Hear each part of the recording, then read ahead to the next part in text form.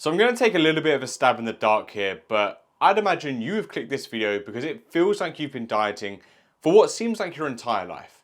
You've been eating relatively healthy most of the time, you're exercising, but the weight just isn't coming off. Now, one of the major reasons that could be the case is because your metabolism is slowing down. So let's run through some of the most common reasons as to why this might be happening to you, but more importantly, how we're going to fix this for you so you can finally start seeing progress.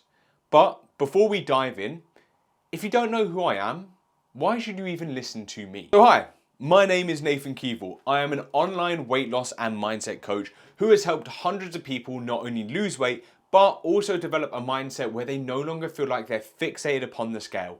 Instead, they've started enjoying life beyond counting calories and can actually stop dieting and finally start living, finding the best of both worlds in the process. And personally, I have lost over 100 pounds and maintained that weight loss for well over 6 years now, a statistical anomaly when we look at the data, whilst going on to achieve things I would never think was possible just a short time ago, such as deadlifting 200 kilos or running a marathon, and potentially by the time you see this video, running an ultra marathon. This is what I live and breathe. So we see so much chat about online that my metabolism is broken or things of this nature, and that's not the case, but what do I even refer to when I talk about metabolism? Essentially, we're talking about the total amount of energy your body burns each and every day. Now, this includes several key components. So for instance, your basal metabolic rate. This will control the majority of the calories you burn every single day. This is the calories your body needs to stay alive. It fuels basic functions like your heart, your lungs breathing, your organs operating while you're completely at rest. You also have your non-exercise activity thermogenesis. This is the energy you burn every single day just through your daily movement that isn't intentional exercise. This could be walking, standing, cleaning, fidgeting, moving your hands around when you talk like I do, and so forth.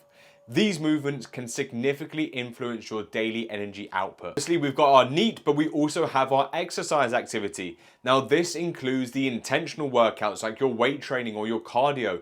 While important, it tends to often contribute less to your overall energy burn than people tend to expect. And finally, we have the thermic effect of food. This is the energy your body uses to digest and process the food you eat.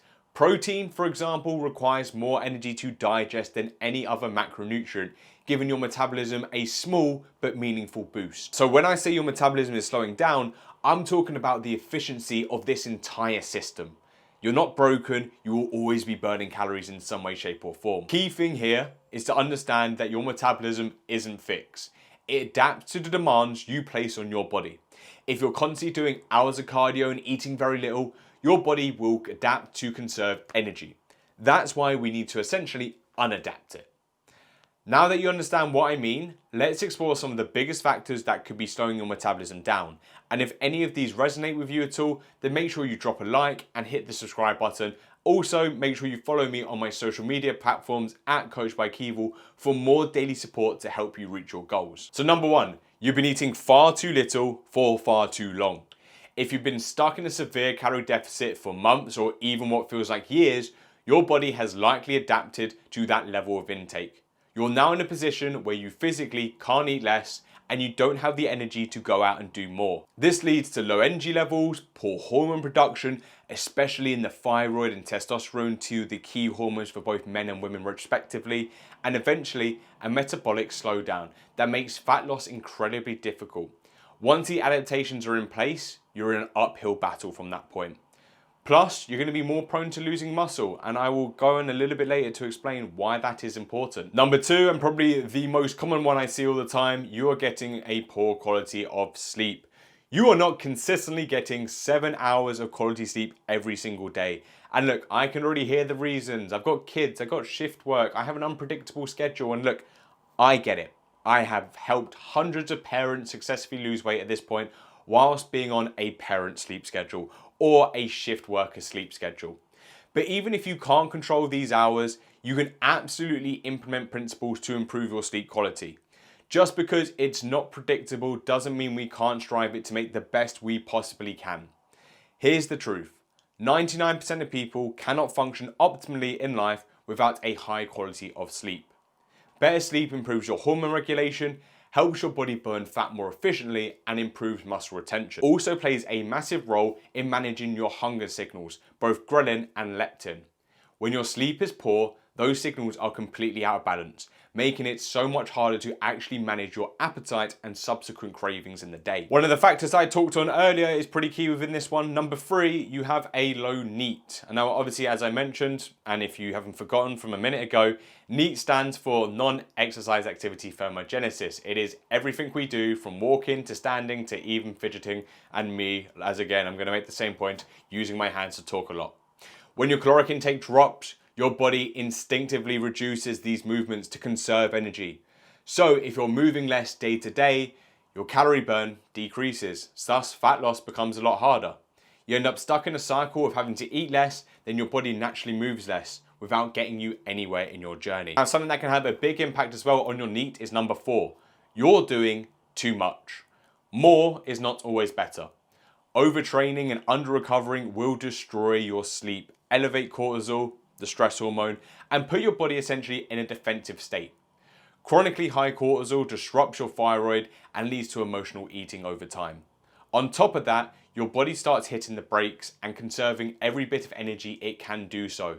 So if you're training hard but not recovering well, your body is fighting back against you and your fat loss efforts. Number 5, you are solely relying upon cardio and neglecting your strength training. Even if your main goal is fat loss or endurance, running a marathon for instance, strength training should be a non-negotiable as part of your routine. It helps preserve and build muscle mass, supports your joints, improves your posture, and more importantly, keeps your metabolism high. The more muscle you have, the more energy your body burns at rest. Hence, it is crucial to preserve and build as much as possible so that you can actually eat more food, period. Number 6, you do not take any form of diet breaks. Now, when I say diet breaks, I do not mean you're gonna have a cheat meal, okay? We're not gonna add any ties or any unnecessary attachments to demonize these type of meals. A diet break essentially means bringing your calories back up to baseline for about a week or 2. This gives your body time to restore hormone function, replenish glycogen stores, and overall raise your energy levels. A good example of how to follow a structured diet break would be to diet for 8 to 12 weeks, for instance, then look to take about 1 to 2 weeks at maintenance before returning to a deficit. Due to the shorter nature of the cutting period, return to maintenance should work well with your digestion. The key is staying in control, not using it as an excuse to overeat, but instead as a tool to regulate your system and support your long-term success. I would personally keep your food the same as you would during a dieting period, just increase each meal you consume by a couple of 100 calories in comparison to usual. Number 7, you're not eating enough protein. Protein is the foundation for muscle preservation in a deficit. It also supports muscle growth when in deficit, depending on your training age if this is something you can achieve. If you're losing muscle during a diet, your metabolism will, as a result, decrease. Not to mention, you're going to have an end result that you're probably not happy with. Protein has the highest thermic effect of food, meaning it takes more energy to digest than fats or carbs. So by prioritizing protein, you're supporting your metabolism in multiple angles. And finally, you're not tracking accurately, if at all. If you're not tracking your food intake, your training, your daily movement, then you're guessing.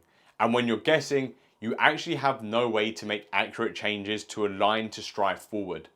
That doesn't mean you need to obsess over these metrics, but if you're not being intentional with the core pillars of fat loss, it's no wonder why progress feels slow or non-existent at all. So now that we've broken down the most common reasons your metabolism may be slowing down, let's talk about what I would do with a member when they join for weight loss and their metabolism is not in a great spot to fix it and get it moving forward again. So the first thing we would do is we would reverse diet. Now this is an absolute essential in my opinion, especially if someone has been in a prolonged deficit. Now, whilst I obviously mentioned diet breaks before, we do have the option to go straight up to maintenance. However, when somebody has been in a significant period of time in a deficit, most people can simply not digest that bump up in calories effectively right away.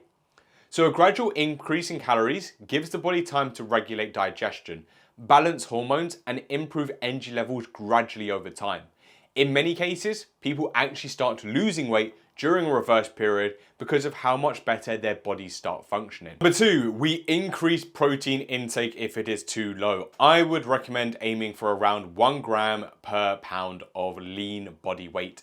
This is obviously key for muscle retention, as I've already discussed, improves recovery, and obviously gives you a higher metabolic rate. Split this up evenly throughout the day and opt to use supplements like protein powder when it's required to make this an easier goal to achieve. Number 3, we implement strength training. Now, strength training is an absolute must for all the reasons I already discussed earlier for your physical and your mental health. It doesn't have to overtake your life where you're in the gym 7 times a week. Even 3 sessions per week can make a massive difference to your results and how you feel as a person. And obviously outside the gym, we will obviously look to start tracking your NEAT. We set up a daily step target and work on maintaining that or gradually increasing those numbers as other changes are made throughout this period. This helps us stay consistent with energy output, offsetting the down regulation our body will naturally strive towards when eating in a deficit. And then also we look at improving sleep quality. We make sure consistent, intentional efforts are put in place to get above 7 hours of quality sleep every single night. Sleep is the foundation to everything else we are trying to improve, so we need to focus on it. And finally, we remain patient. None of what I mentioned today is a quick fix. If your metabolism has slowed down, there is no shortcut out of that for you. But if you stick with these principles, you will feel better and your weight loss will start to pick up again. The truth is, most people struggle with patience. That's where accountability, guidance, and support can come in. Knowing when to make the right changes is just as important as to knowing what to change. If that's something you personally need help with, then I will leave a link to my website below where you can learn more about one-to-one coaching. Thank you for watching this video. If you did find any of it useful at all, I would really appreciate if you could drop a like. If there's any additional topics in the future you would like me to head over in this type of style, then please let me know in the comment section below.